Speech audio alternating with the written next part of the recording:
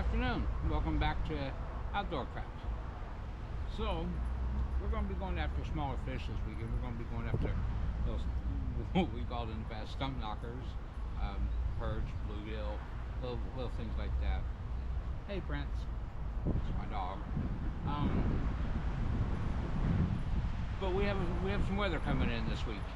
Tomorrow, it's supposed to start raining. We're supposed to have quite a bit of rain. All the way till Friday, really, I think. So now's a good time to spend a couple of days discussing how that weather is going to affect the fishing this weekend. So let's start off by talking about what it is we're actually talking about.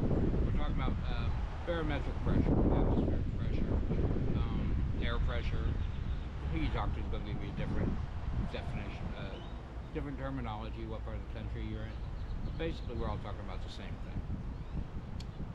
And don't really know all the scientific terminology, but here's what it breaks down to: is how hard the amount of pressure that air is putting on the earth, how hard the air is pushing down on the earth.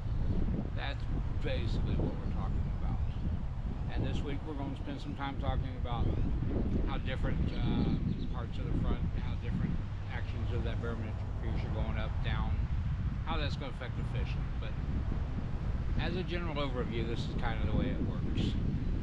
So the fish have swim bladders or air bladders, or again, who you talk to is going to give you different things, different terminology. Basically, if you've got low pressure, they'll fill up more with air. If you got high pressure, they'll kind of shrink down, kind of like a balloon. And what these do is they help the fish. They help with the buoyancy in the water, so the fish has control over how deep he is, all of that. And obviously, the way the pressure goes up, the way the pressure goes down, it affects how big that bladder is or what that fish is doing. There's some other factors that come in with weather, but right now we're just talking about barometric pressure. When the pressure, so they get too full, it's kind of like us after a Thanksgiving meal. We just want to sit on the couch and eat nothing. If that's the situation this weekend, we know we want to fish really slow. Sometimes they'll be so uncomfortable for them, they're going to want to move around. So they're not in their normal spots. They're swimming around. They're deeper. They're closer to cover. They're different than they are when it's not changing. It affects smaller fish faster and more than it affects bigger fish. Just like Thanksgiving meal. Smaller person, a large meal will affect them quicker and faster and more than a bigger person who's used to eating that much food.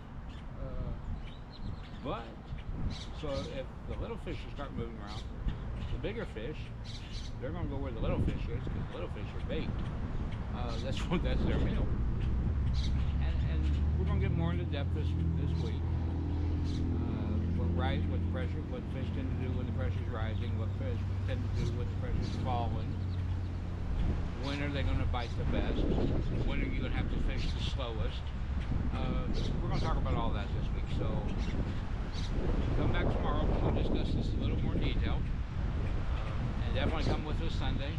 See if we can put any of it into actual practice. See what it's doing. As always, like, subscribe.